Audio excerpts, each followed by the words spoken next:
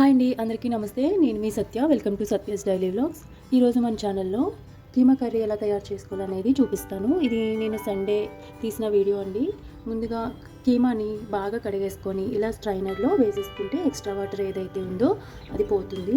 తర్వాత స్టవ్ వెలిగించుకొని బాండి పెట్టుకొని ఆయిల్ వేసుకున్నాక సన్నగా తరిగి పెట్టుకున్న ఉల్లిపాయ, పచ్చిమిర్చి ముక్కలు, కరివేపాకు వేసేసుకొని ఇవి బాగా ఫ్రై అయ్యాక మనం కడిగి పెట్టుకున్న కీమాని అయితే వేసేసుకొని తర్వాత కొంచెం పసుపు, సాల్ట్ వేసుకొని ఒకసారి కలుపుకొని ఈ కీమాలో ఉన్న వాటర్ అంతా ఎవాపరేట్ అయిపోయి మనకి ఈ విధంగా ఆయిల్ పైకి తేలుతూ ఉన్నప్పుడు కారం, ధనియాల పౌడర్, గరం మసాలా వేసేసుకొని ఒకసారి మిక్స్ చేసుకున్న తర్వాత ఒక గ్లాస్ వాటర్ అయితే వేసుకొని ఒకసారి బాగా కలుపుకోవాలి. తర్వాత దీంట్లో కొంచెం కొత్తిమీర కూడా యాడ్ చేసుకొని బాగా ఉడకనివ్వాలి.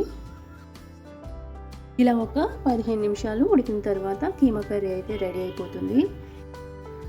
ఇలా దగ్గరికి అయ్యేంత వరకు ఉడికించుకొని మనం లాస్ట్లో కొత్తిమీర వేసుకుని గార్నిష్ చేసుకున్నాక మూత పెట్టేసుకుని స్టవ్ ఆఫ్ చేసుకోవడమే.